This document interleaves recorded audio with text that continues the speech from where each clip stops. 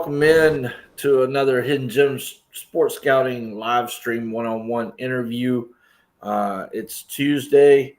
Hope everybody's had a great weekend, got a great start to your week. Um, we are excited beyond belief to sit down with one of our newest clients, Bertrand. Is it Taranti? Yeah, Terence Baloo? Baloo? Bullion. Baloo. Okay. Yeah, This is an amazing, highly talented athlete. Came in contact with him through Europlayers.com. Watched his film. Just extremely impressed with this young man. He's a running back. He's an outside linebacker. And I know when scouts and people look at those two positions, is you look at it and say, oh, no, you can't be a running back and a linebacker. Well, let me just tell you, this young man can play both and play both at a very, very high level. He was drafted in 2023 by the Edmonton Elks in the CFL as a running back. I want to make sure I get this right. You were selected in the 5th round, pick number 38. He is a two-time RSEQ All-Star selection at the Canadian university level. I mean, the guy's just thoroughly impressive, and probably the most impressive part of this all is his size. You're currently what, 6'2", 6'3"? I'm 6'2". 6'2", Yeah, roughly between what, about 235, 240? yeah, And ladies and gentlemen, when I say this young man is will remind you in a lot of ways of Derrick Henry. I'm not playing when I say that. I don't say those things lightly, and I can assure you, as we get into this, you're gonna very much see that. As a matter of fact, we're gonna go ahead and just start the interview out with some interesting footage here that I think most of you will enjoy seeing. Let me see if I can. Let's see if I can do this here. No. Where is it at? Window. No. Let's see. How can we do this? Let's see if we can't get this young man's film on here so everybody can see. Because I think it's important for everyone to be able to see. Let me see if I can. That's not going to work.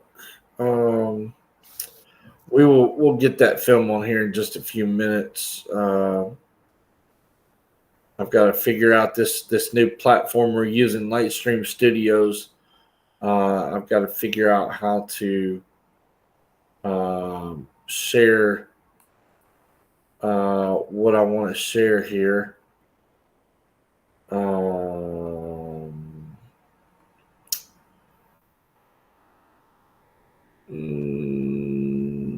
Let's see. Okay, let's see here. I'm not sure. Select the tab and share. Window. Let's see. I'll figure out how to get that on here in just a minute. But anyway, let's get into this interview. Without further ado, Bertrand, I want to welcome you in, man. Thank you so much for taking time out to sit with me today and do this interview. You and I have been having a really good conversation offline before we went live, and I'm excited to let people get to know you and hear more about your journey. What's been going on with you lately? Start with that.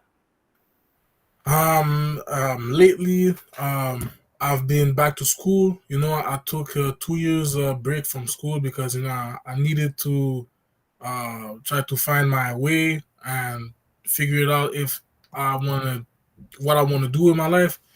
And about maybe a couple months ago, I realized that I want to finish my degree and open more doors for myself. I'm like, if I started something, I need to finish it. That's what I did my whole life.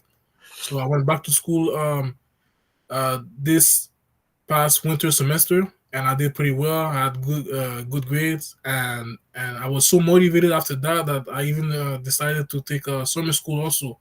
So I did a summer school semester that ended about 2 3 weeks ago, and I also had good grades. So right now I'm motivated and I'm happy that I feel like I'm having my life back, and I feel like you know I can control it and try to achieve better things. So probably about a couple months from now, I will finally get my bachelor degree. Wow, that's impressive. That's impressive. I know you and I talked offline. Tell everybody watching, kind of what your plans are about using your degree after football is over. What is it that you want to do with that?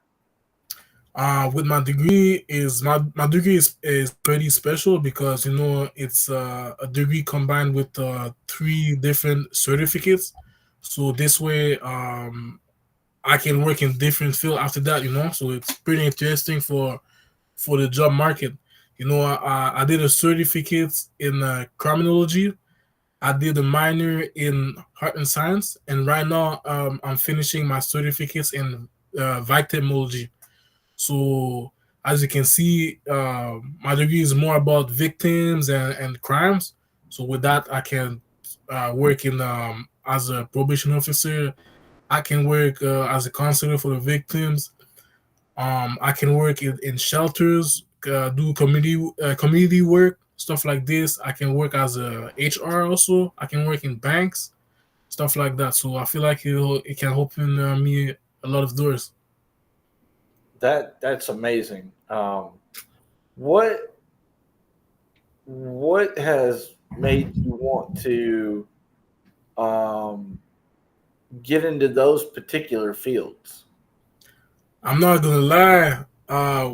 Once I got into university, I didn't really know what I wanted to do in my life. So the team counselor, she just put me in a random program so I can get my grades up and then try maybe to get into a real program to get a degree. And it ended up that I did pretty well. And after my last season, I was almost done with school. So I started with not knowing what to do with my life to almost getting a bachelor degree. So I was really happy because I'm not really a school guy, but football made me pass my classes, and right now I'm about to get a degree finally. So I feel like football saved my life definitely. Now, I noticed looking at your college profile, you're not originally from Canada. It says that your hometown is Port-au-Prince, Haiti.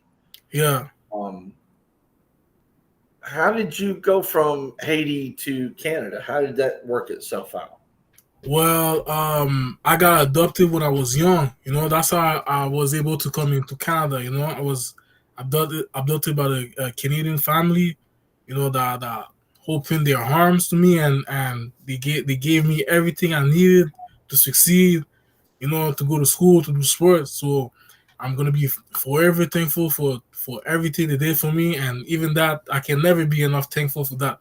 Because it literally saved my life. They gave me another chance early in my life when I needed the most, you know. And it could have went bad because sometimes you hear a lot of story about foster families, and how the parents are acting towards the children that they're not biologically their own. But me, I was super blessed. They gave me all the love I needed, and man, I feel blessed. Honestly, I feel blessed. But that's why I end up from IT Port-au-Prince Montreal, Quebec. So, do you know much about your biological family or your home of Haiti or? Not a lot, because I came very young. I was like 3, 4 years old, so I don't really remember much. As soon as I was born, what I learned is that my mom she brought me to a church, to a, how do you call it, orphelina, Yeah, orphelina. It's yeah, a place where there's a lot of orphans. yes, She orphanages. yeah, she brought me there, and that's how I started my life. In an orphan place. So, is there any desire to ever go to Haiti and find your biological family at some point, or? Now, of course, sometimes I think about it, but Yeah, it's really hard because now I'm in Canada, and with everything that happened in the past years or decades in Haiti, with all the natural catastrophes, and right, with the government that is not very good, the gangs and all the violence that is happening right now. It's very hard for me to go there by myself. So of course I'm gonna go there and maybe try to find some answers, or just try to go back and give back to my roots, right. because at the end of the day, I'm Asian. So of course I want to go back there and see how it is to live there, and get closer to the community, and maybe find my parents or some relative. But Right. right now, as you can see, on the news, it's not the good time to go there. Yeah. It's too violent. It's too shaky. Yeah. Yeah. But you think about your homeland at times, or Every like, day, every time. I think every day there's at least a moment in the day where I think about it. yeah, yeah. That's pretty amazing that you had such wonderful adoptive parents that you know brought you in and gave you an amazing life and gave you a foundation to work from. Yeah. Yeah. Um, so, did you play high school ball in Canada? Yeah. I played the high school ball in the Montreal area. Um, and when I was playing there, I was playing as a running back. Okay. But I also played. How I started is on grade 7. I was playing for the school. Then on grade 8, I went back to play. How do we call it? Like not varsity, but when it's not, when you're not playing for the school, but you're playing for the city. Right. How Right. how do you call it? Like youth leagues, like Yeah, youth league. And I went back to playing for youth league, and then I played for 2 years, and okay. then on my last year of high school, on grade here it's grade 11. I went back to play high school. Okay, I got you. Now, what position did you play during your high school career? Running back. Running back. Okay, Yeah. so you've been playing the position for quite some time then. I mean, yeah, between the youth and the high school level, I played D line and running back. When I was playing for the youth league, I was playing mostly uh, defensive end, but I was Okay. also playing sometimes running back. Okay. And Okay. I had a breakout season in the youth league when I was 15 years old, as a running back. And that's when I decided that I wanted to play the position.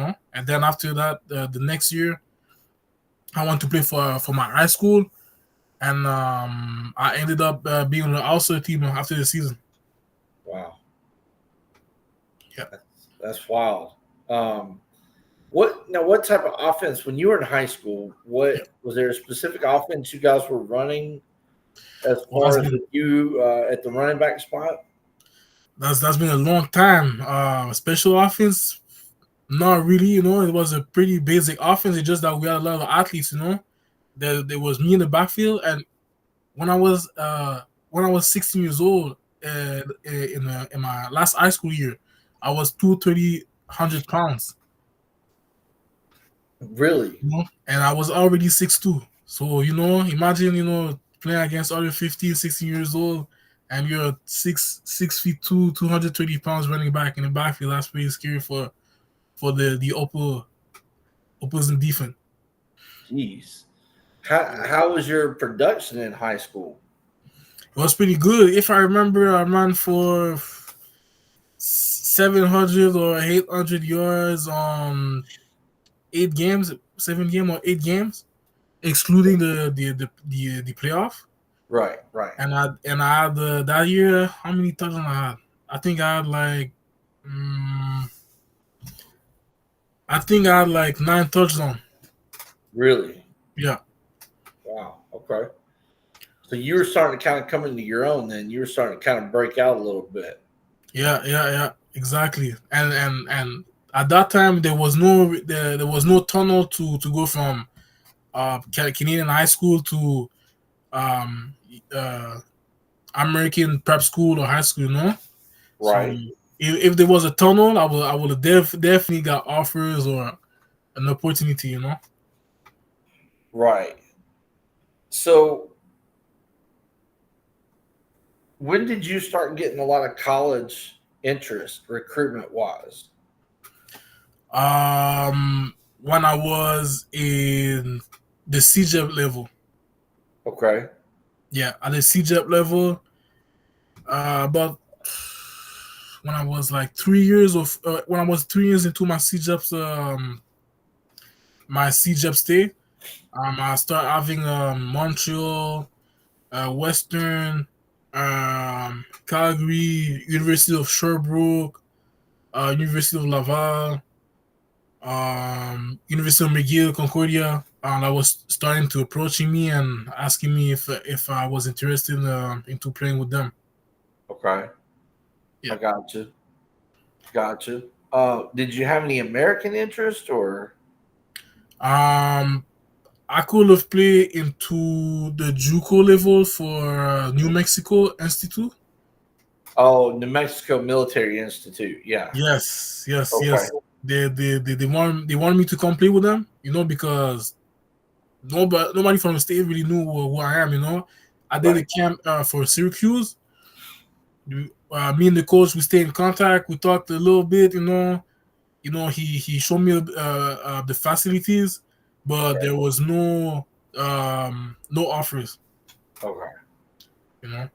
So you didn't have a whole lot of American interest. You had a little bit, but not much. No, it's hard when you play in Canada. It's hard to have American offers, especially if you didn't do camps or you didn't play high school in the States. It's very hard to get exposure. You know, they don't even know you exist.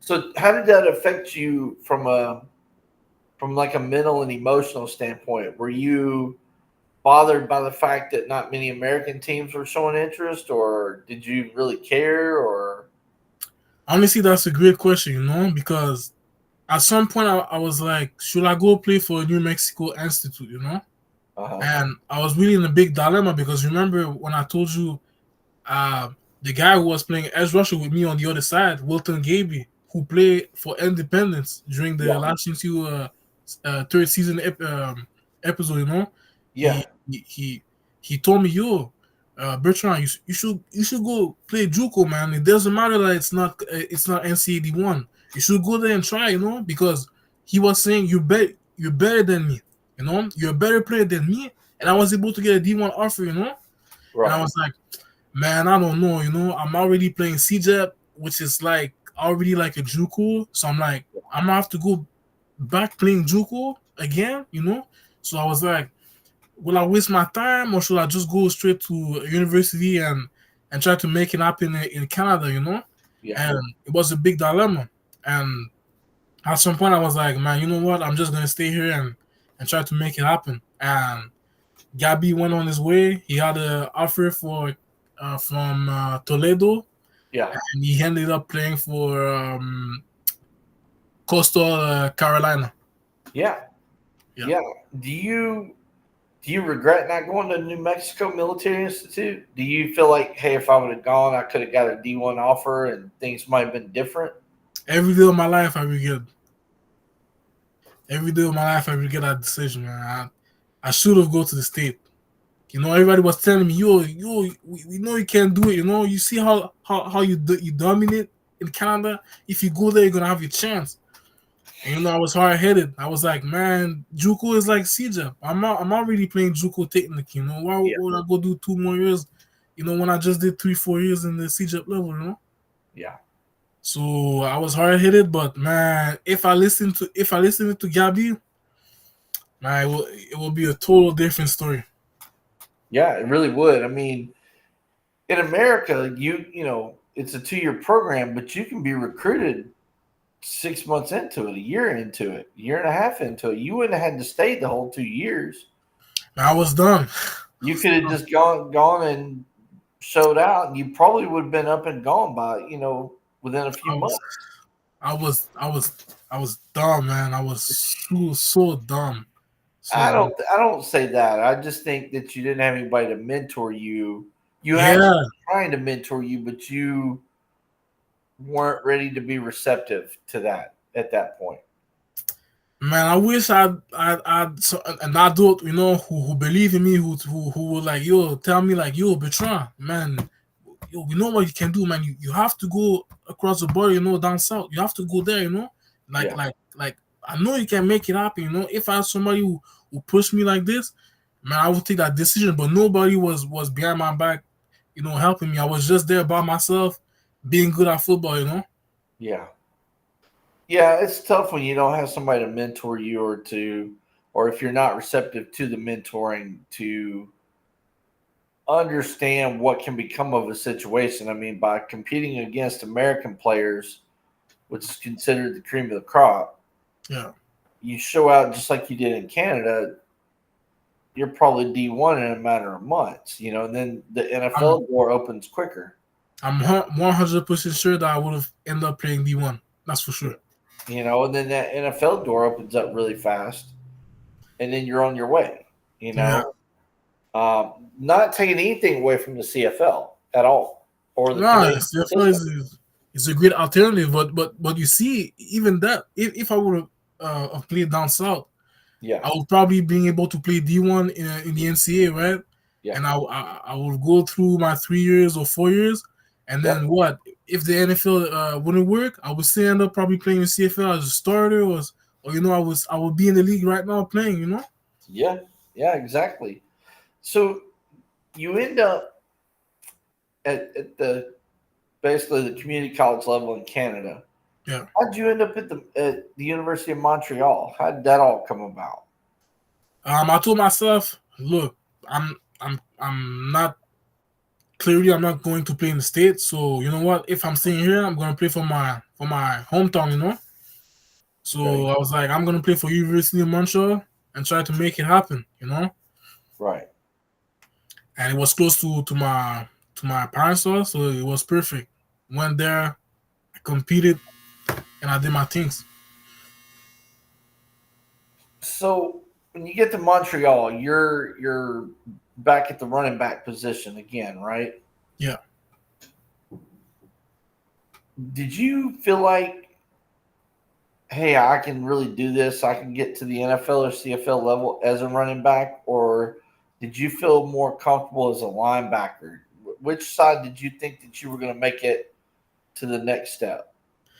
Man, at first, remember when I told you that they recruited me as an edge rusher, right? As a Yeah. defensive player.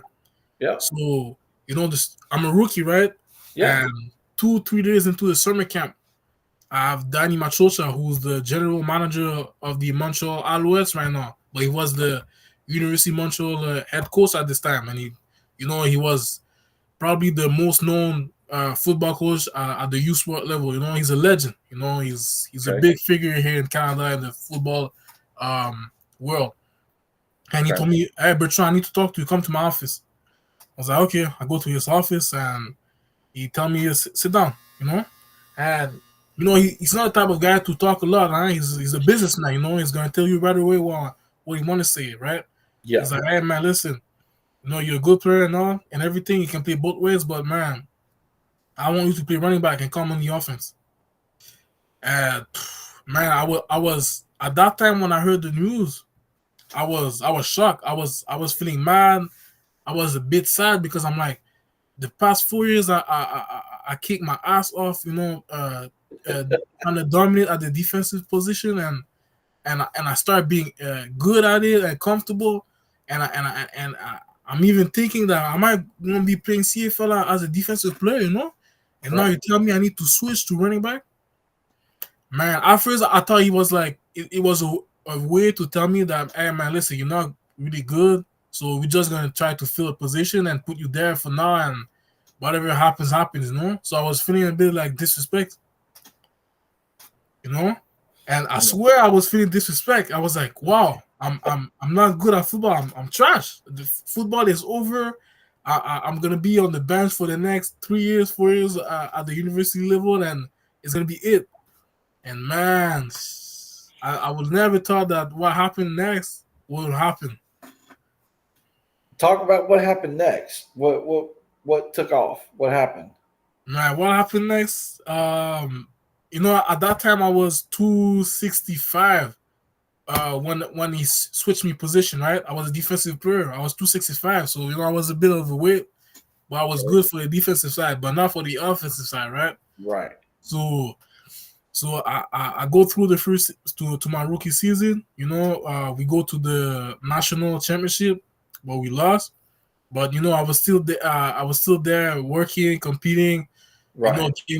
Getting some reps in games at my first year, so I was happy. I even played on the national championship game. I had 2 catches, so I was happy. I was like, okay, man, I feel like they believe in me, And my running back coach, his name is Jason Hogan, the best coach I ever had. Jason Hogan. Right now, you know where he's at? He's the offensive coordinator of the Winnipeg Blue Bombers. Okay. And man, this guy knows his football. I never met anything like him, And honestly, he's the one that believed in me. Like, he saw something in me that I wasn't able to see. I was like, yo, what the fuck is he saying? I'm not even comfortable at playing running back. I'm a defensive player. Like, why does he think I'm going to succeed? I was like, man, this guy is crazy. And man, I'm thankful to this day. This guy showed me everything, And like I said, I go through my rookie season. Everything is going good. I get a couple reps. I'm getting better a little bit. First season is done. Bless. That's 2019. So then I start working out, getting ready for the next season, and then boom, in winter, what happened? COVID. Right. Yeah. COVID. Then I'm confused because I'm like, will there be a season? Like, are we training for nothing? Like what's next? I play football all my life, and then I'm not even sure if I'm gonna play this season because of a virus. Right. Yeah. And there was a lot of lockdown, so it was playing a little bit on my mental health. Right. But you know what I tell myself? I'm like, hey man, I'm 265. I'm not sure if we're gonna play this year, but man, you know what I'm gonna do? People don't get access to the gym because of the lockdowns and everything. But you know what I'm gonna do? I'm gonna train a whole year and get down to 220. This is literally what I said into my head, huh? And you know what I did? I trained for a whole year and 2 months. It was like 500 days straight, either from running or going to the gym. And why I tell you this is because here when it snows, it snows a lot. Yeah. I was out there in the snow at minus 23, running in the snow. And really? Hey man, I was freezing my ass off. I'm not even joking. I'm telling you, I almost have tears, because this is true. And I was out there putting in work when nobody was aside, right? And I even managed to find someone who owned a gym and who would let me work out, like, how can I say that? Like, he will give me the key of the gym, even though we weren't supposed to go to the gym because of the COVID, right? Right. So we're sneaking in at night in the gym because he gave me the keys, right? So I was able to get access to a gym and lift some weight. So I was able to lift weight, run outside every day, and then man, I dropped down to 223 pounds before the 221 season. So how fast did you lose? What, 30, 40 pounds? Because you were 265, you said? Yeah. That's like 38 pounds. How did you do that so quickly? Man, there's only way to lose weight fasting. Really? Yeah, because I was like, how come I work out, I run a lot, and I'm still 260. You know, I was playing D line, I was super fast at D line, super agile, everything. I was Okay. still 260, and then I realized, doing my own research that it's not working out or running that make you lose weight. Like, yes, you burn calories, right? At the end of the day, but what's really make you lose weight is fasting. You need to be on a caloric deficit to lose weight. Right. And once I learned that, hey man, I started eating way less. That's not necessarily good, but at the time, that's what helped me cut all the weight. Really? Yeah, yeah. So talk to me about fasting. We're into the another question, but now that you've mentioned that, let's just get right on that. Talk about fasting. What was it that you learned through your own research, and talk about how you set up a program for you so that you could lose that kind of weight. What was your Honestly, talk about your routine fasting like? Was it just dinner? Was it breakfast and dinner? Was it lunch and dinner? Was it 4 hours at night, 12 hours a day? Like, kind of go through the whole dynamics of it. man, I did a lot of like testing, because I was freestyling. I was literally doing it by myself. I'm not a dietitian or anything like this or a nutritionist. So I don't know anything, right? And there Right. wasn't Chat GPT at that time yet.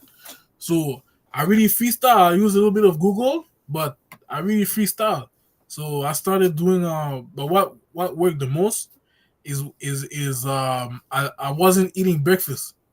So no breakfast. I woke up, no breakfast, I go straight running. You know? Okay. But before the run I will drink green juice. So it was celeries, um pears, and some vegetable, mixing it with a little bit of sugar. I will drink it and then go run. So you had a drink with celery, pears, and some other vegetables, Vegetable, yeah, and a bit of mixed in sugar. like a smoothie.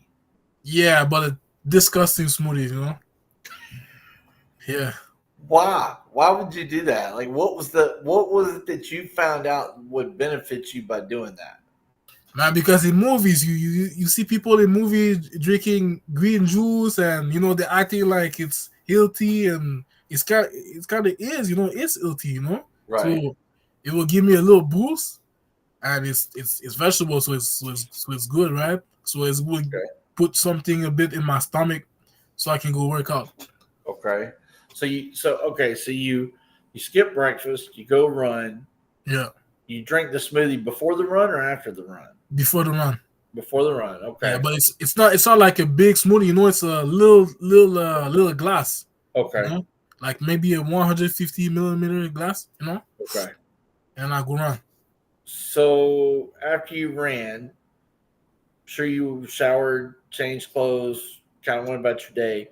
What was the rest of your routine like as far as meals? Did you skip lunch or Man, I almost skipped lunch, man. What I was doing after lunch, I will eat a salad. okay? So even the salad is not really like yeah. After the salad, you're still hungry, man, and I was feeling it, man. I'm not gonna lie, I was feeling weak, you know. But in my mind, I'm like, man, I have to go through this if I really want to lose weight. I need to if I'm gonna cut it quick, I have to do it because remember we Yeah. weren't sure if we were playing on the 2020 season. So Right. me in my head, I'm like, hey, I need to cut down to 223 before the season start, you know. Right. So so yeah, that's why. And yeah, man, I was eating a salad. Then I would drink a lot of water to like make me forget about the hunger. Yeah. And then at night, around 5, 6, 7 p.m., this is when I will eat a big meal. Okay. Yeah, and after 6 or 7 p.m., no more food, just water. Wow. Yeah, until the morning, where I'm not even eating. You know. So, how did that test your mental discipline, your mental and physical discipline? Ah man, it was hard, man. I really didn't like it. Like I don't even recommend it because this is not the way to do it. You know, if you want to fast, you don't fast this way, right? But it worked. But man, it was hard. I was hungry. I was hungry, feeling weak. So, okay, so how long did you fast? Like how many days, weeks, months? How long did you go? So I started really doing it around where was it? So 2025, 20, so probably at the end of 2020, you know, after that, we have the confirmation that there was no season, you know, no games at all, Okay. you know. So it was probably in like September, October of 2020. Okay. This is Okay. when I really like started doing it seriously, you know. And it took you how long to drop like 30, 35 pounds? Like how long? How many weeks? Probably 5 months, Really? 5 months worth. Okay. 5 months, 6 months, yeah, yeah. So I started September, October, November, October, November, December, January. Yeah, about 5, 6 months. Yeah.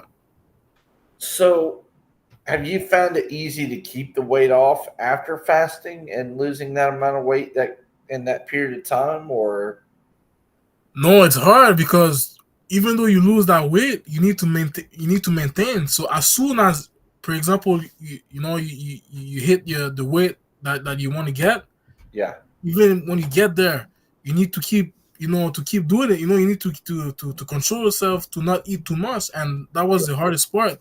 Because as me, I gain weight easily. So as soon as I eat a bit too much, I started getting weight. So that was the hardest part, to maintain it. so what's your current nutrition plan? Then do you still include fasting in your nutrition plan, or have you come up with something different? Yes, right now I'm doing a lot of fasting, because I start training again and everything. I'm back in shape, but right now fasting is really a part of my routine. As long as I'm gonna be on this earth, I'm gonna keep doing fasting, because I don't want to get to 300 pounds, something like this. So right now, what I do is I woke up in the morning. I eat a little something, maybe like a boiled egg, Okay. with a lot of water and a bit of Okay. salt for the electrolytes, and with some fruits. Okay. So this way I have a little something. Then I go work out or I go run. Okay. And then after that, after my workout, when I come back home, then I eat a little lunch. So it's probably gonna be like 4 or 5 eggs with fruits and Okay. a lot of water. You know. Okay. So it's still small, but it's protein, right? And this way it's good. And then at night, around 5, 6 p.m., this is when I eat the big meal. Wow. Yeah. So in addition to fasting, I mean, I'm just going to jump full fledged into this particular part of the interview. Talk about your training regimen. How many days a week are you working out? What are you focused on each day? We've talked about nutrition. Yeah. Talk to me about flexibility. What kind of things do you do for flexibility? Is it yoga, dance classes? Do you just have some, you know, what do they call them? The bands, the therapeutic bands. Do you just do your own routine? For, Um, for flexibility, I use YouTube. I'm not gonna lie. I use YouTube. I okay, do a lot of stretching. And on my recovery days, I play a bit of basketball to move a little bit, and then I do some stretching. And that's pretty much. I don't do yoga or stuff like this. Maybe I should start doing it, but I really do a whole stretching session by myself using YouTube. okay. And it's an active recovery. What other things have you found work for you recovery wise? Do you like acupuncture, massages? cupping, ice Massage, baths. massage is my go-to. But what where I'm lacking is ice bath. You know, Yeah, is I need to start going to the convenience store and buy ice and just put it into the bath and doing it. You know, but I never do it because I'm like, I don't want to spend all my money into ice, right? But at the end of the day, when you look people like Steven, what his name, like CeeDee Lamb or LeBron James, they spend a million on their body every year. yeah. So I'm like, Um, man, I need to spend money on ice, you know. have you tried cryotherapy? It's basically the same thing, but you don't have to buy ice and fill up a tub. It's like the It's like a chamber, I guess you stand in, and they yeah, basically drop the temperature way down, and yeah, but that's probably very expensive, no? yeah. So it'd probably be better to go. You could probably go to a farm supply store and buy one of those big feeding troughs, Yeah, and then get you ice and just turn a hose pipe on and fill it up and pour the ice in there. yeah. I think I'm gonna start doing that because I need it. But what I do for recovery right now is I walk 2 kilometers after my workout. Okay. So this way I don't feel stiff the next morning, you know. Okay. So once I'm done running or hitting the gym, I Yeah. walk back home. So it's 2 kilometers away from either the gym or the field where I run, right? Okay. So I walk back. So since I walk back, you know, it activates the blood flow and it helps me with the soreness. So how many days a week are you training in the gym, working out? So I work out in the gym from Monday to Friday, and Monday, Wednesday, and Friday, this is where I run before going to the gym. Okay. So I jog from my house to the field. That's 1.8 kilometers, 2 kilometers. I jog there. That's my warm up. Then I do a little activation, and then I start doing either the 200 meters or drills. Okay. Yeah, Now, and yep. Monday, Wednesday, Friday. What are you focused on? Like, what's your main focus? Honestly, it's conditioning and endurance. You know, and the way I work out, it helps with my speed because I feel like I'm getting faster every 2 weeks. You know, When so you work out lifting weights, do you focus on like explosive movements, or are you just working on like raw power? Or yeah, I have to do explosive movement. You know, like plyometric stuff, box jumps. You know, like split squat jumps. You know, I use also elastics. yeah, You know, stuff like this. You know, normal football workouts. You know. obviously, I mentioned it. The fact that I kind of compare you to Derrick Henry, the former Tennessee Titans running back, I wish I was like, and I'm sure you've seen his heel workout routines yeah, because they're yeah. on YouTube. Um, do you do any kind of hill programs like that, and like anything similar to what Derrick Henry does? The hills, no. The hills, no. I used to do that, but right now I'm not doing the hills. Like when I jog, there's the hills that I need to go past to get to the field, right? Right. So this is the only time I run up the hills. But I can also include hills run also. Okay. Okay. I wasn't sure if maybe you did anything like that or Oh, found any. I did that a lot of years for so many years, you know, especially when I was running track at the CJEP level. We were running Yeah. hills 1 times a week, you know. So this I didn't, is I didn't know if you'd seen Derrick Henry's routines and what he does with his trainer, and if you found any benefit in anything like that. of course I watch the YouTube videos, you know, he's a freak, man. But the hills one is crazy. Yeah. Yeah, he is a freak, but I mean, you two are about the same size. Yeah, type yeah, a little bit, but he's taller than me. Yeah. A little bit, just an inch or two. Yeah, 2 inch, two Nothing feet. major. Yeah. So, okay, so I mean, if let's talk about this too, because we need to get that out there. Yeah. Um, you had an injury. You had a torn meniscus. That was what, your senior year of college, Yeah, 2022. 2022. You tear your meniscus. You finish a game with the torn meniscus, and then you proceed to play the entire season, correct? With a torn Yeah, meniscus. yeah, correct. And Without cortisol, huh? without cortisone shots. Without No cortisol. cortisone shots. No cortisol shot. The whole season. No pain pills, no nothing. Nothing. The whole season. Just raw. Just raw. Making it worse. So you play 8 games. You had about 96 carries according to the RESQ stat line, 464 yards, 2 touchdowns. You averaged 4.7 yards a carry. Yeah. You had 13 catches for 119 yards. Yeah. 2021, you played 7 games, 84 carries, 646 yards and 2 touchdowns, and you averaged 7.5 yards a carry. You had 15 catches for another 129.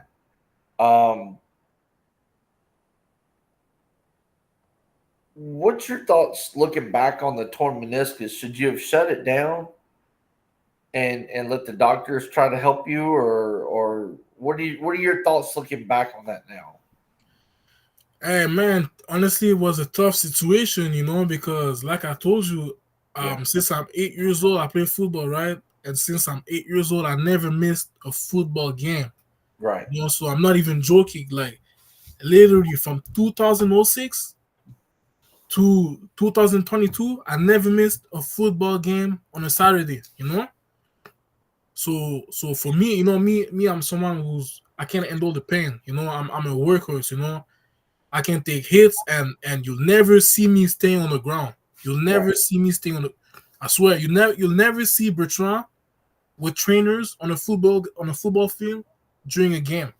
You'll never see that, because me, I'm very very tough, right? So I'm like, I love football too much. That's my whole life. That's my whole personality. That's Right. it's so bad that I have nothing else besides football. So yeah, and I was like, hey man, there's no way I'm missing a whole football season when I never missed any game in my whole life. Like yeah, I could get a surgery like the trainer told me, but then I'm gonna miss the rest of the season, and I want to win a national championship and help my teammates win it, and I want to be part of it. I want to make history. Right. So I'm like, man, I'm gonna tough it up and play. They need me out there, and me, I'm very I'm very protective, like I love my teammates, I'm ready I'm ready to fight for them, I'm ready to do anything, right? So it wasn't hard of the decision, even though it was a bit of a dilemma. I was like, man, I'm just gonna play through it and get the surgery after the season. What did the doctors say about that? What was their thought process? After the season or during the season? No, after the season. After the season, like what, 2 weeks after the season, I was already on the table getting the surgery. What was their thoughts during the season when you said, no, I'm going to keep playing? Did they want you to keep playing, or did they want you to shut it down? No, they say, hey man, you can play through it, as long as it's not too how can you say it? When it's getting big, like all the water that accumulates in your knees. Yes, you're swelling. Yeah, the swelling. Sorry. So as long as it doesn't swell too much, all right, man, go get it. How did you manage that? What did you do to keep that knee from swelling and keeping the pain down as much as you could? Man, I was trying to rest a lot and a lot of ice. So you finished your college career, 2021 and 2022. You were an RESQ All-Star selection. Yeah.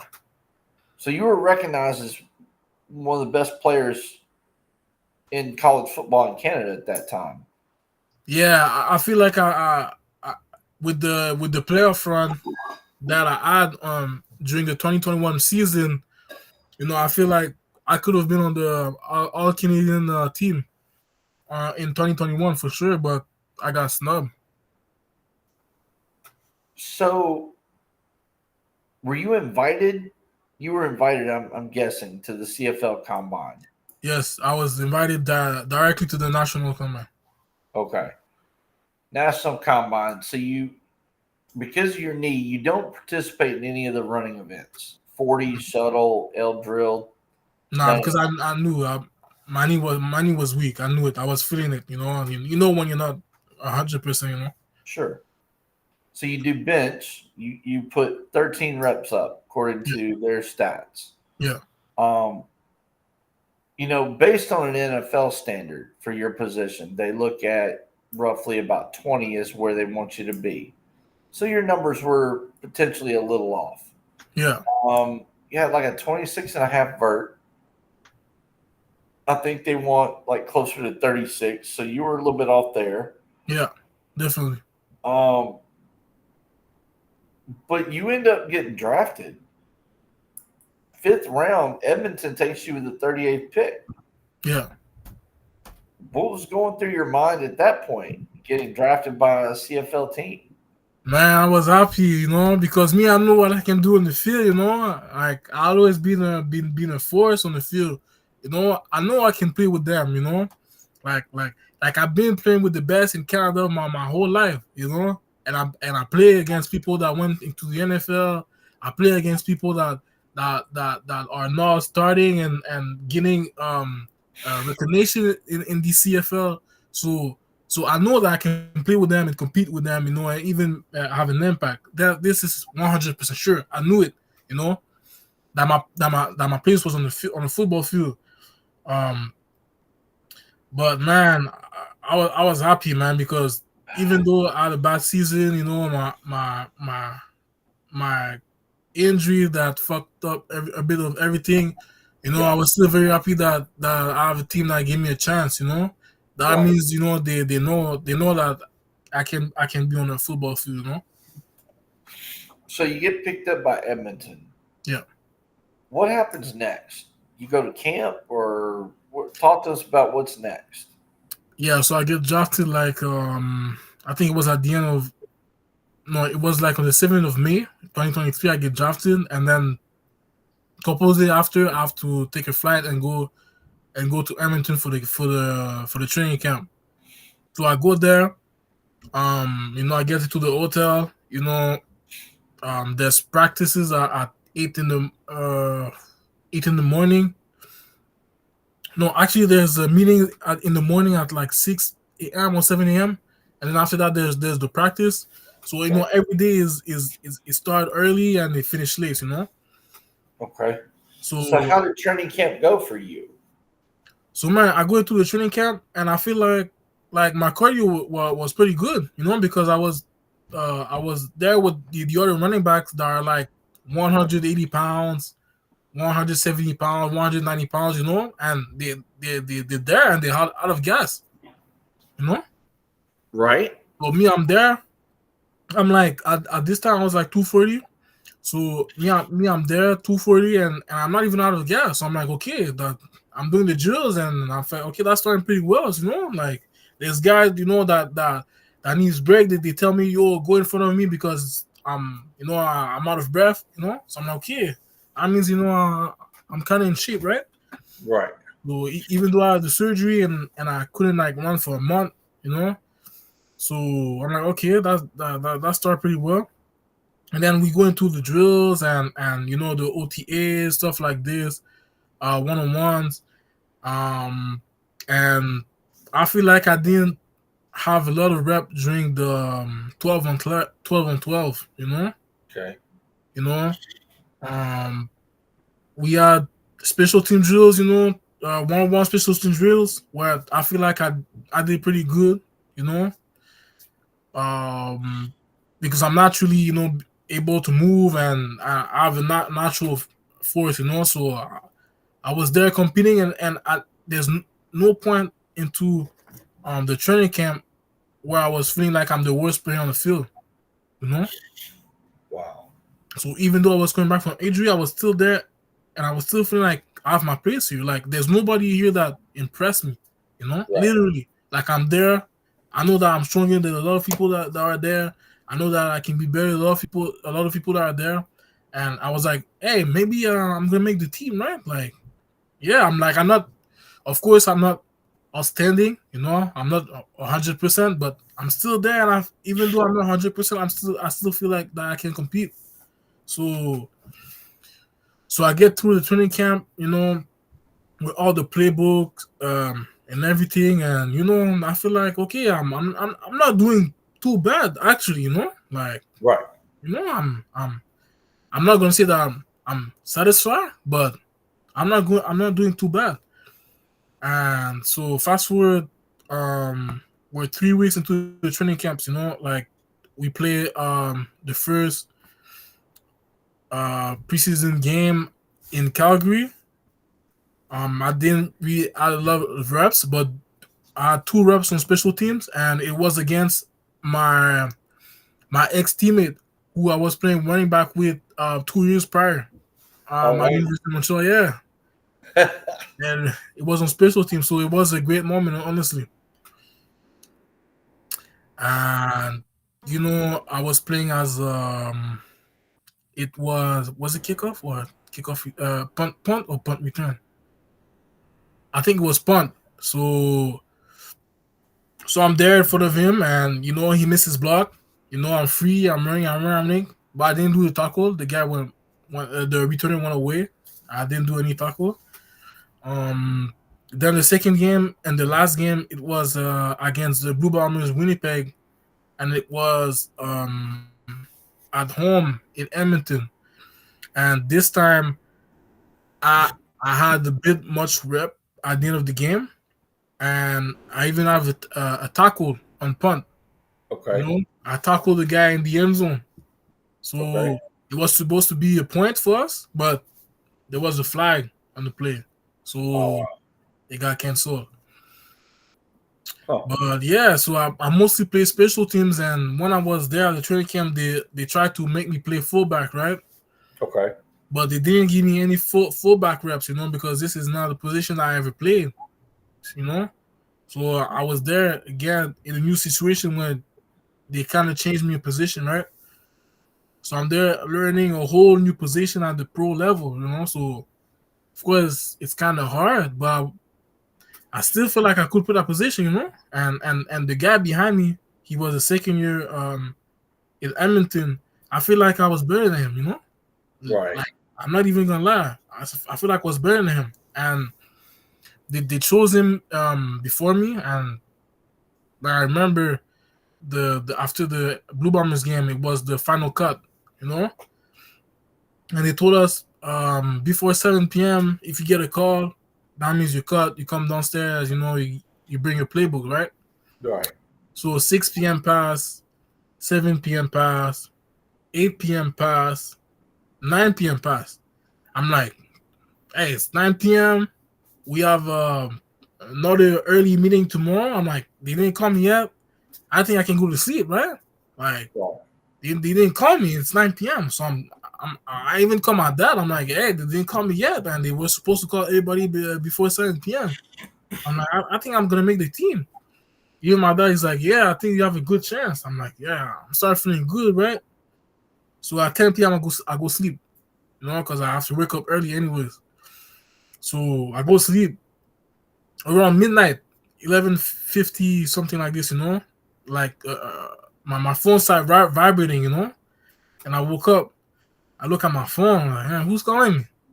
And I see like a random number, it say like Hamilton, something like this. And I'm like, bro, I'm in Edmonton. Like, who? Why Hamilton want to call me? So I almost like reject the call, right?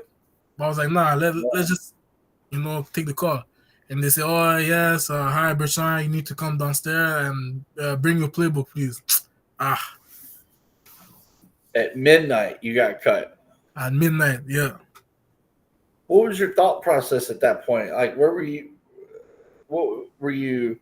Were you down and out, or like, what was your reaction to that? And man, that was like the worst news that I've received my whole life. Like I said, football is everything I got. That's this is the worst you can hear. Yeah. Man, I was feeling bad, very bad. So what happens next after you get cut? What happens? You go home or? The next morning on the first flight, I'm back in Montreal, and just like that, over. You know, So what did you do next? I mean, what was your thought process? Did you like I don't. I know we talked about it, but I mean, were you giving up on football, or were you like, "Hey, it's okay. I'm going to go back to work. I'll figure it out." Or Man, I was lost. I was lost. I never felt so empty my whole life. I was lost. Like in the matter of second, my whole life that this football is over. I'm like, wow, what I'm gonna do? I don't want to go back to school. Like I was going to school to play football, you know. So man, I was sad, man. I was depressed. I'm not gonna lie. I was super depressed. I didn't know what to do. I was like, I don't want to do anything but football, you know. yeah. So what man, what gave you what gave you the mental thought process? What got you back in the thought process of, "Hey, I want to go do this again"? When man, did I you realized that I know it's bad, you know, but I realized that without football, I'm literally nothing. Like I go through life like I just go through the motion, you know. right, I walk outside and I feel like I'm nobody. I feel like I have no personality, you know. I feel like there's something that is missing, you know. Like me, right, I only care about football, you yep, know. Like I yeah, don't care about the rest, you know. Like just give me a helmet, you know, and a ball and shoulder pads, and I'm ready to go. And yeah. and that's what I realized, you know. Like the past week, I was like, hey man, You just I want to don't. play. I want to play. That's my life. I want to play. I just want to play. Right now, talk about how your family feels about that. Like, what was have they been supportive of your dreams, or Or they always, you know, they knew right. They knew early that I fall in love with football. You know, like right? I was obsessed with it. You know, but I think it's because that since early early in my life, you know, some bad happened. You know, I think football was a way for me to just, how can I say that? Um, It was your outlet. yeah, literally, like even though I was super young, it was a way for me to just, feel like a certain security, you know. It was a way for you to escape all I, the bad negative things that were going on. yeah, I guess so, you know. So I fall in love right away. As soon as I start, it was over. Football was my whole life, you know, and and from playing from 8 years old to 25 years old, that's like what? That's About 17 years. yeah, 17 years, 16 years, 17 years, you know. So that's a lot. You know, that's So more what? than half of my life. So when you decided, hey, yeah, I got cut by Edmonton. I've had my down and out period. I've been, depressed, feeling sorry for myself. Yeah. And then you said, okay, I'm ready to go at it again. What has your family's thoughts been about that? Have they been supportive of you being ready to go back to it again? Or what have they said Yes. to you regarding that? They just want me to be happy, you know. They just want me to Right. be happy, but they really want me to finish school, you know. Yeah. And I made them that promise, like probably a year ago or 2 years ago. I told them I will for sure get the degree, you know. Right. So I have to finish school, get a degree. That's for sure. I have, as of respect for them and for myself, Yeah. I have to finish school.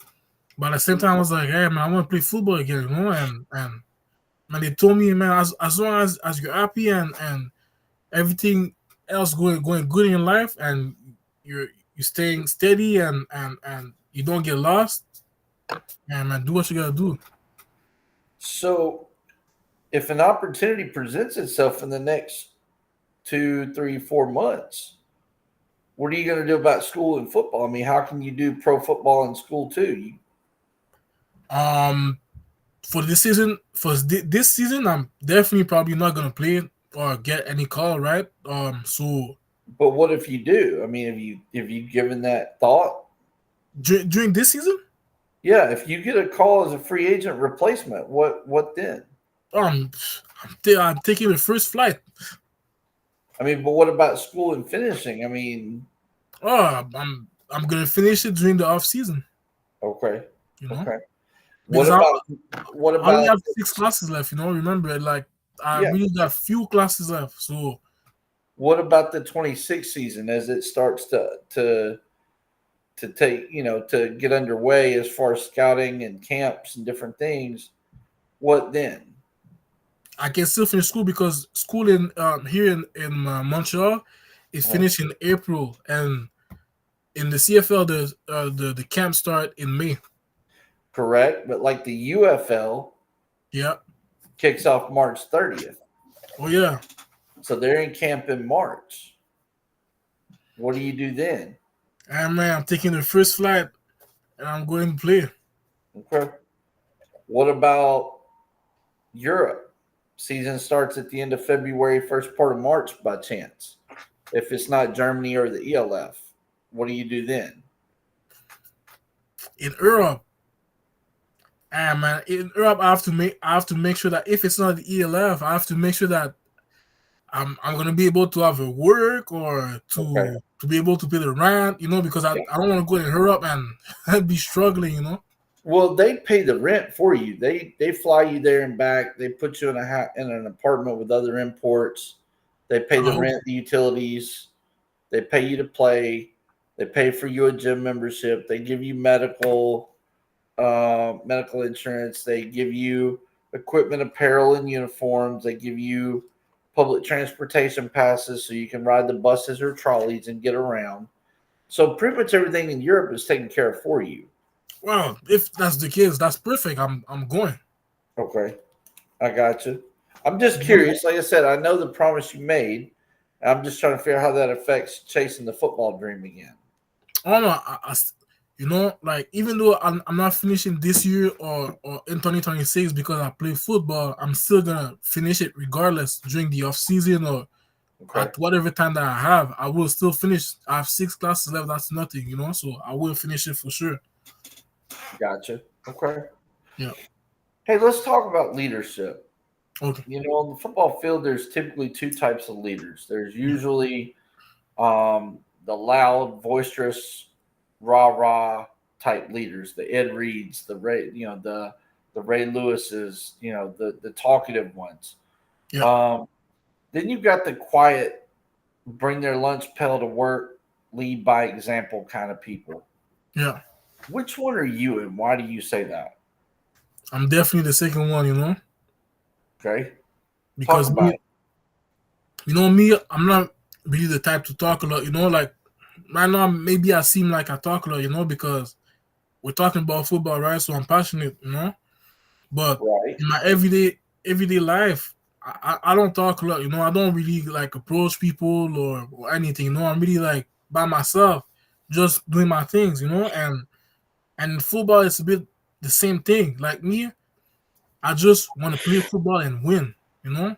right, So so if I feel like you don't put as much work as I put and you don't have the same will to win as me, like I don't want to talk to you. Like me, follow me. Look how I play. Look how bad I want to win. Look how much football means for me. Because me I have right, nothing else than football. So right. so look how I'm passionate about it, you know, and follow me. So when I was playing on the defensive side or on the offensive side, they could feel it, you know. Like I'm not the type to talk a lot or be super like friendly, but man, on a Saturday night game, the way he plays and the way he go congratulate his player or defend his teammates, it tells a lot. This is who I am. When it's Right. game time, I'm gonna have your back. I'm gonna go give you props. Everything somebody push you after the play, I'm gonna be the first one to push him back. That's me. But you will also see me make plays. Because I want to win. Right. So me, I don't want to be the guy who talks a lot and then don't back it up. I ain't gonna see anything but watch me play. And if this doesn't motivate you, and man, I don't know what will. Cause man, this I put my hurt in it. So I can be exhausted, man. I'm still gonna try to take your head off. You know? Yeah, So on the flip side of that coin, yeah, let's talk about being a role model. Athletes are typically role models. They're an inspiration or a role model to the youth, to young adults, athletes, just people in general. How important is it to you, the image that you portray on and off the field, to people that may look up to you and call you a role model? And man, for me, it's very important, because me, I love when I hear like people that are close to me that saying that they're proud of me, or they acknowledge that I was able to reach certain points of my life that probably only a few people could have. So for me, the least I can do to make people proud of me is man, keep working hard and keep doing better. So this way, they're gonna be able to tell their kids, or they're gonna be able themselves, try to work hard and surpass themselves. Okay. Okay. I got you. Um, who do you look up to? Well, look up to, that's a great question, man. And I got two people that I look up to, or I mean, I used to look up to, and that helped me to be to reach the level of the CFL. The Okay. first person is my friend Nehemi. Like, he's a freak of nature, probably the most natural athletic guy that I ever met. And nobody knew about him. He's literally a ghost. But I swear, even at the CJEP level when we were 18 years old, he was already doing NFL combines stats, Wow. and he was a freak, jumping high, super strong. He's Congolese, right? Super strong, super fast, 6'2", long wingspan. He's a freak. Me, I was like, I knew this guy would go to the NFL. I was 100% sure this guy was going to the NFL. And man, I remember I was 18. I saw the way he was training. He was doing tracks. He would go after the school. He would go to a track field center. Every day after school he would go there. And I was like, hey man, like, how does he not getting tired? Like even after all the studies and everything, the classes, he go there running and everything. Like, how is he doing it every day? I was shocked. And then one time I started going with him. Yeah. And bro, this is when I started taking working out seriously. Like the work ethics, going there every day, doing it again after week after months. Not stopping. Because you need to keep it at the best level you can, right? Right. And man, this guy, he showed me the way. He was a freak for a reason. And he's the one that put that mindset into me at 18 years old, and this helped me to through getting into college and university and everything. So I'm thankful for that. But I also look up to LeBron James. Okay. Interesting. Why is that? LeBron James, man, like I said, he puts $1 billion a year on his body. He keep dominating every season, even though he's getting older, and the way he treats his family, and he's never on the news for bad things. I think it's like the best human being in the world. Yeah. I just want. How can I see that? Every day you wake up, you have to be like LeBron. Just make it happen. Just do it. Yeah. Good. I mean, that's a good way of looking at it. I respect that.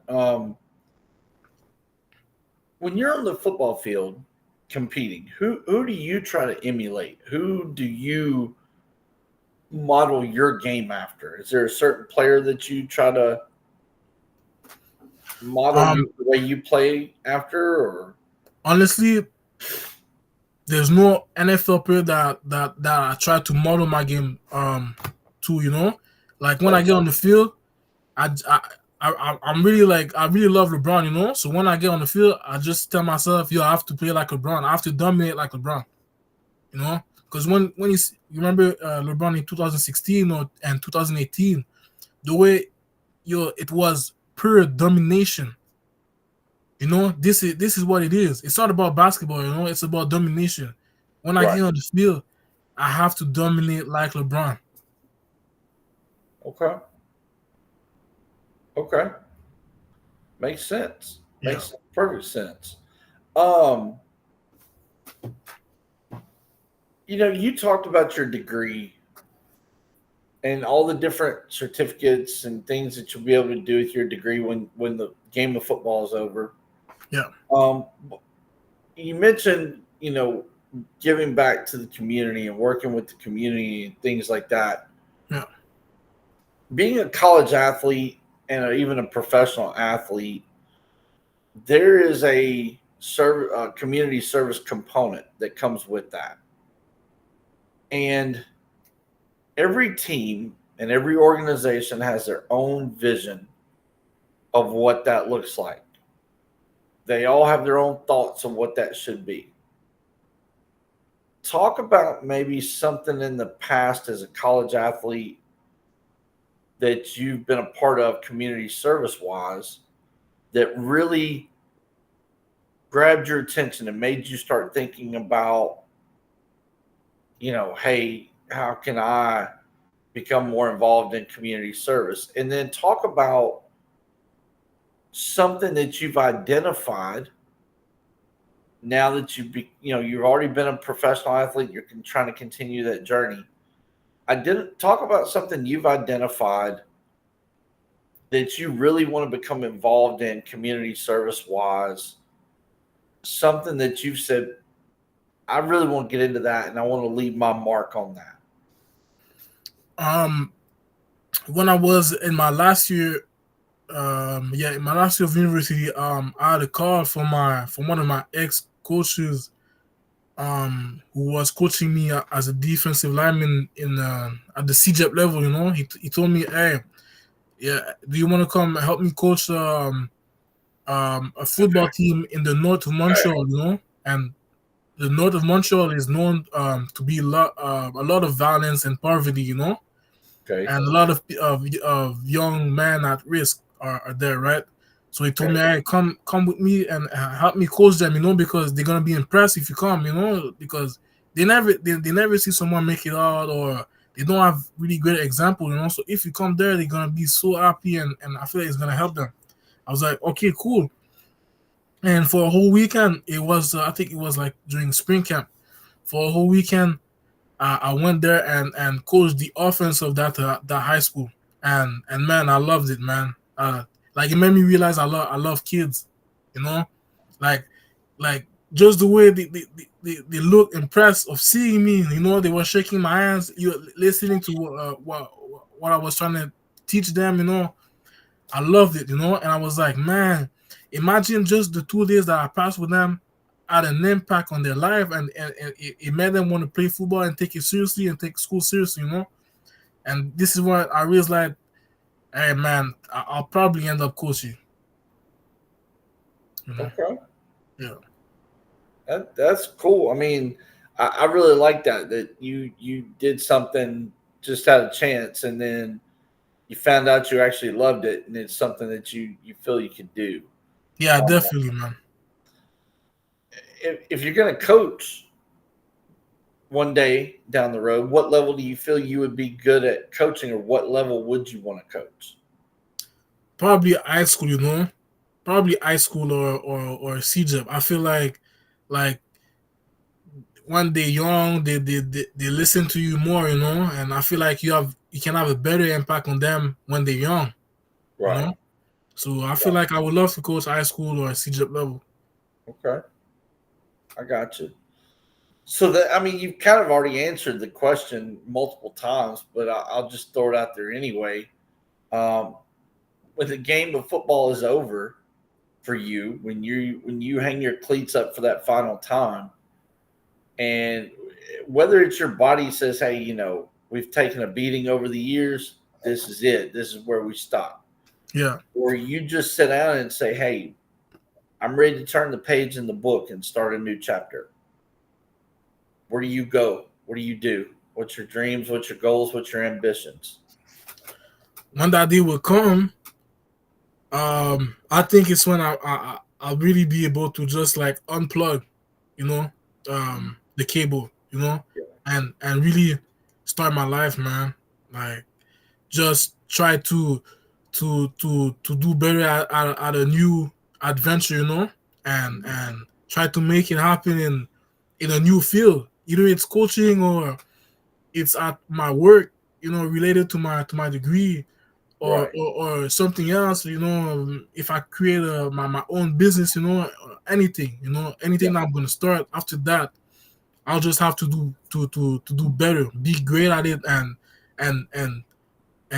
dominate like I used to on the football field. So yeah, I asked you offline. I want to ask you this while we're live.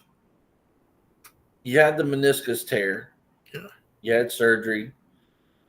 You got drafted. So obviously you were healthy enough that Edmonton felt you were capable of being drafted and playing professionally. Um, where are you at in your overall recovery process? And are you back to being 100% the yeah. guy before the injury, or are you still working at it? Nah. My meniscus doesn't bother me anymore. Right. Like I gain back all my strength, and I just can work out and get better. Because that was 2 years ago. Remember, so Right. it was really close to the surgery. So Yeah. the timing is like I never got injured before on the football field or anything. So and it had to happen in the most important moment of my life. It sucks, but it is what it is. Yeah. No, I understand. Um,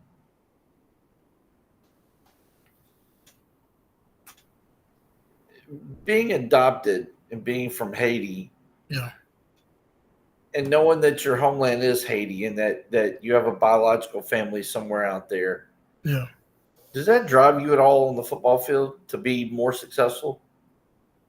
I'm not gonna lie. Yes, plenty often of time where I was playing football, I was like, "Hey man, imagine they find me and they heard that I'm dominating on the football field, that I reached the professional level. Just imagine how proud they will be.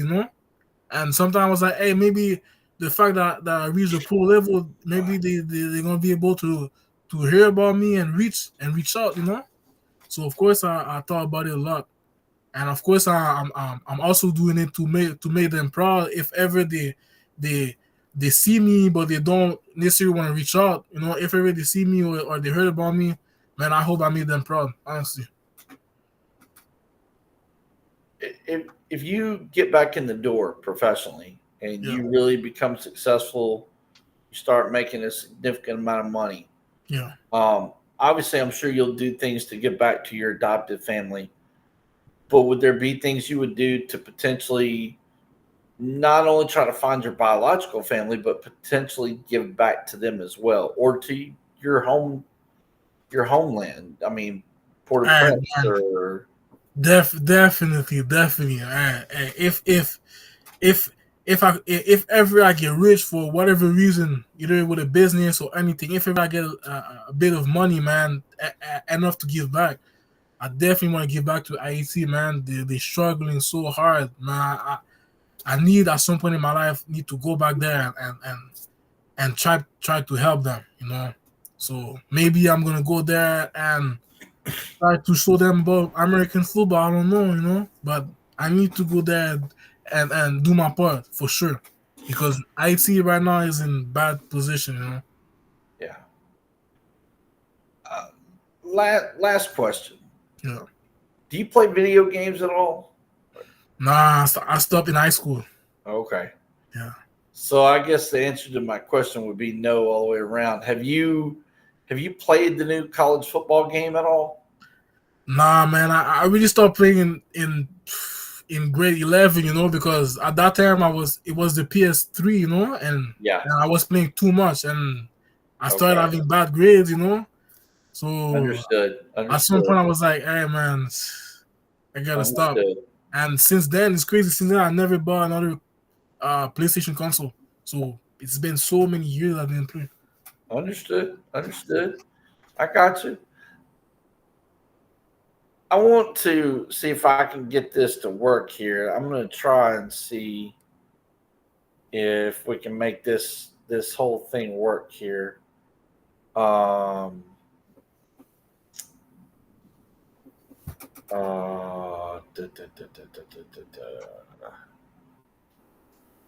Let's see if we can make this happen. We're going to try to share the screen here. Hopefully, everybody gets a chance to see this. Oh, it works. Let's see. Tell me if you see your film, Bertrand. Yes, I see it. Okay. Hey man, can you give me 2 seconds? I'm gonna go take my charger for the laptop. Yep, absolutely, absolutely. So, ladies and gentlemen, what we're going to do here, we've got Bertrand's film. We're going to try to show it real quick so that some of you can see the talent that this young man has, and hopefully we'll be able to convince the UFL, the CFL, the NFL that this young man deserves an opportunity. That's our goal, is to see him back on the field and doing things at a high level. And then we will wrap this interview up as we're getting close to the allotted time. So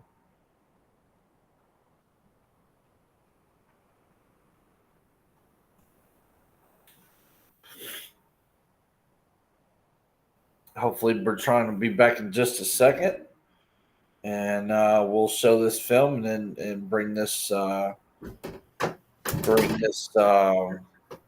interview to a close.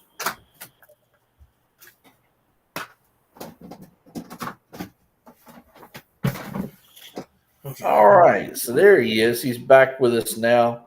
We're going to try to share this screen here, and hopefully everybody can see a little bit of what we've seen with this young man and his athletic talents. So Bertrand, feel free to speak on any of these plays, talk about what's going on, walk us through some of it. Wait a second. Is there a way where I can like big up the screen? Can you see it right now? Yeah, I see it, but it's really small, you know. I don't know if. Oh, okay. I've got it full size on my screen. Oh, you have it full size? Let's see. Hang on just a second. Where are we at here? That one. On stage. Maybe that'll work. Is that better? Yeah, that's better. Okay. Yeah, that's better. Feel free to walk us through any of what we're seeing on the screen here. Oh, wait a second. So this is when I was playing edge rusher / defensive end. You know, I was able to close I was very great at closing the B gap or the C gap, but also protecting the D gap, which is the exterior. You know, so I was able to also watch the running back if the quarterback give it to the running back, but also able to watch the quarterback if he keep it, you know. And I was really great at it. Like I don't remember any time when I was playing at the defensive where I got caught with the quarterback keeping it and missed the contain, you know. So I was really good with my eyes. I was really a ball hawk, you know. Yeah, absolutely. So I love playing that position, you know. You see there, same thing, you know. He faked to the running back, but I watch my eyes. I keep my eyes on the quarterback, and he keeps it. I made it tackle. Yeah, you showed. There we go. Take the volume off. You show excellent eye discipline. You play with a lot of patience too on the defensive side of the ball. You don't just take off for the sake of taking off. I mean, you slow play it when you need to, to let things develop, so that you can make the appropriate, Yeah. read and diagnosis basically. And I was also good at, stacking the O line and shed him, Oh, absolutely. People Absolutely. think that sometimes you need to be able to live 5 plays to do that, but now you just need to be quick with your hands and be firm and just do a fast movement and you're good, I was playing fast, so that really helped me with the bigger O lines. I mean, your closing speed is excellent. Your ability to run things down outside and close on that is excellent. Your ability to take on O linemen, you do a great job with your hands taking on linemen and getting off blocks. Yeah, I was good at moving side to side. I'm not gonna lie, I was able to make a play on the other side of the field because remember they don't like running to my side, so I had to be good at making the play on the other side of the field also. Absolutely. Absolutely. Here, I just know what I just know where the ball is. As soon as I know where it is, I'm going. And I'm good at it. I just feel it. Oh, you got a nose for the football, that's for sure. You see there, big hole, right? But I was able to make a choice and still end up making the tackles. You're. I'll say this about linebacker. Um, you have amazing upside. You're a little raw. There's some things that can be fine tuned from a technique and fundamental standpoint, Definitely. but there's a huge upside for you. A huge upside. Um, Skills and ability, size. You got it all. You really do. Thank you, man. We couldn't be more impressed with what we saw.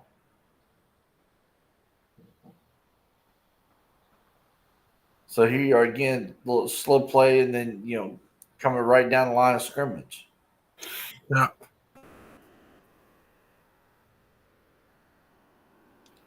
That was a big play. I remember fumble on the 2 yards line.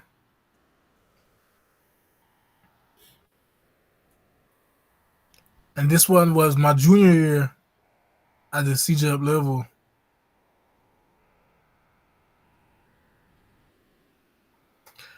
I was 19. At that time, I was 19. Wow. So what I want to do now that I've shown that, I also sent you another cut up in the I'm getting ready to show it. We're going to go through it. So here is some running back film of you at the University of Montreal. Yeah. Now, are you able to see this okay? Yeah, I'm seeing it. Okay. So this is what really impressed me. Just your ability to play on both sides of the ball at an extremely high level. I mean, here you are making a catch. I mean, this isn't some little short route that you ran. I mean, you ran a real route here. Wheel route, yeah. You made an amazing catch, high point. You kept your foot in bounds. You were able to adjust your body.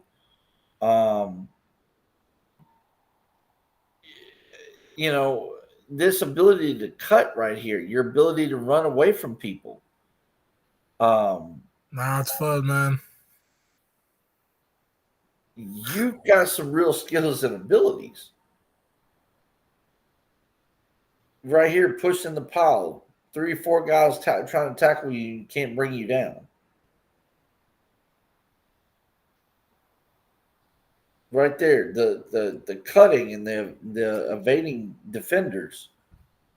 Here we are again, catching a pass. The one thing I probably didn't see in this particular film was any evidence of your ability to block and your willingness to be physical while blocking in a pass protection situation. Yes, I know, but man, I swear I was good at pass blocking. That's why I was on the field, because at the university level, if you're not good at pass blocking, you're not starting. So, man, I just know, because especially Jason Logan, he was not playing about the pass block. if you don't know who you have to block, you're not starting. That's for sure. Exactly. And this right here is what's highly impressive. And this is what I was talking about at the beginning of the interview. For any coach or scout or general manager, player personnel director that is watching or will see this, this is something that you want to see. Watch this jump cut and then automatically bouncing it back. 6'2", 235, 240-pound guy. Look at these feet. Bam, bam. That's just highly impressive. A guy your size shouldn't be able to jump, cut, and bounce around like that. And you say that's where basketball came in for you. That's what gave you the light feet and Yes, the basketball, ability. definitely, definitely. So here you are catching a screen pass out of the backfield, you know, just running away from people. Right here, screen pass, boom, taking off. A lot of yards after the catch, a lot of yak. And so here you are. I mean, you're just punishing people, just running through people, breaking tackles. I mean, it's really impressive what you can do on both sides of the ball. Thank you, man. Obviously, there's a reason why you got drafted to the CFL as a running back. And I love I love watching these old films. I just wanted these coaches, these scouts, these general managers that might be watching this or having a chance to see this. I wanted them to see um, your abilities. I'm going to pull up this film real quick. Oh no, hey, man, I'm very versatile, and yes, I'm light on my feet, but I feel like the reason that I'm good at football is it's really because it's the willing to do good. It's the will to do good. I just want to dominate. I just want to be good, and just that makes me do incredible things. So that's why, like, Exactly. if they give me the chance, hey man, if they give me a real chance, they're gonna see it. I'm not gonna stop. I'm only gonna get better. Everywhere I went, I only got better. I never regress. So yeah. So here's the other film you sent us, and again, some more defensive film. Yeah, Watching you come off the edge here, chasing the QB down all the way across the field. man, that was a big play, really very big, important play in the playoff game. So here you are again, shedding tackles, getting into the backfield. I mean, you're a disruptive force on the defensive side of the ball. Yeah, and you see, it's all on the opposite side. They don't want to run my side. Pretty good body lean right there. You get a hand in, grab an ankle.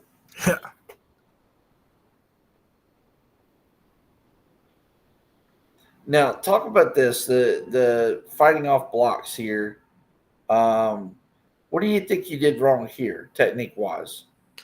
I think there, instead of attacking, I just absorbed the shock. So the I was unbalanced after that, and you know it gives the running back an opportunity to get like 2-3 yards when he should have been tackled in the backfield. You were too high. You're Yeah, standing straight up, yeah. Right now I'm way too high. and you didn't have any balance. Like you said, your feet weren't underneath you. Yeah, You were too high. And when yeah, that offensive lineman got over there to you, he got his hands on you, yeah. and you were rocked backwards. So, you Definitely. know, I would say again on the defensive side, I think you're just a little bit raw. There's a few things here and there that can be fine tuned, but I think you've got amazing potential on that side of the ball. But I can tell why you were drafted to the CFL as a running back. So again, I just want to show some of that film and let these coaches, scouts, GMs, whoever might be watching, um, actually see the skills and abilities and potential you bring to the table. So um, I want you to take the next couple of minutes here and put your car salesman hat on and tell people watching, coaches, scouts, GMs, whoever, what it is that makes you so special and why they should give you a chance with the UFL to walk back into the CFL door to have a chance at the NFL. Go ahead. I'm gonna be short, honestly. The thing is, my my resume is very special. Like you don't really hear about this type of resume, especially in Canada. The football world in Canada kind of spoiled, but in Right. Canada, somebody that my resume, and I don't know. Like I started playing CJF football as a defensive player. I was 265 pounds. I was playing a defensive end. There's no way in my mind that I will play running back at the university level. So all of that was some crazy events that happened in fast in a matter of time. And even though I was uncomfortable, I was out of my comfort zone, I was always able to achieve big things. I was always able to dominate and just get better. Right. Hey man, it's just crazy. I went to being all-star at the defensive level at the CJEP level, and then went to be a two-time all-star at the university level in Canada as a running back. And I'm a big guy, you know, and Mhm. and I was raw when I played that 2021 season. It was what my first year as a starter at the university level, right? So I was Right. still raw because remember, the prior season that I played running back was in 2019, and I was a rookie. I was Right. like probably the fourth or fifth on the depth chart. So I didn't Right. really have reps. And remember, they put me there, and the season prior, I was a defensive guy. So, I mean, it's just crazy. I think it shows that I'm great at adapting. And of course, I'm athletic. I'm naturally big. I'm strong. So I feel like just the fact that I'm really great at adapting and getting better, Right. I don't see how I cannot get a chance. I just don't see it. Understood. Yeah, Understood. Let everybody know what social media platforms you're on and what your usernames are and how they can find you if they want to reach out directly. yeah. You want my social medias? Yes. Yeah. I think I sent it to you on the questionnaire, right? Yes, but go ahead and tell us here for anybody that's watching that wants to know how to get in touch with you. Oh, sorry. You can reach me on Instagram. G underscore BBABY. This is my main page. Where I mostly only post where I posted football the past year, and otherwise there's Facebook, but I don't really use Facebook. But Okay. Facebook is was there Bertrand Okay. WASTHERE space Bertrand BERTRAND. This Okay. is my Facebook. And if you want to reach me by phone number, it's 437-870-3288. And my phone number, it's the best way to reach me, honestly. Okay. All right.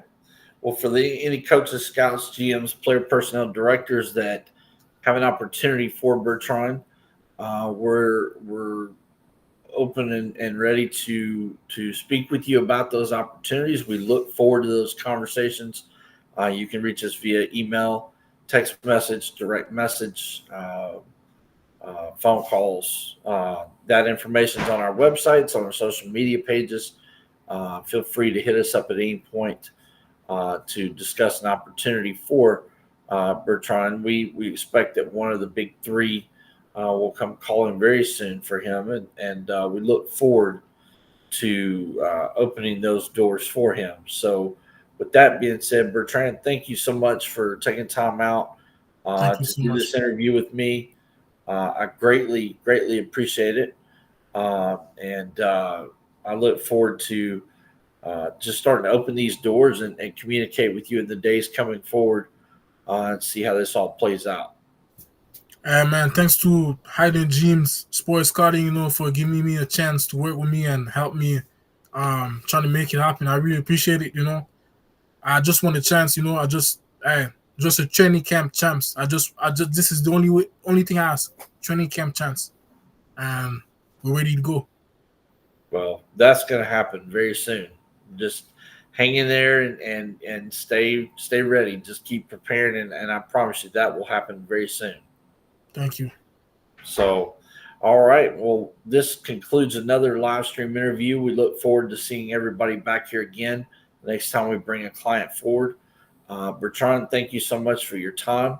I hope you have a good rest of your evening, and I'll be in touch with you over the next few days, okay?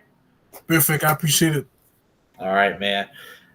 Thank you so much, and we'll see everybody back here again on another live stream interview.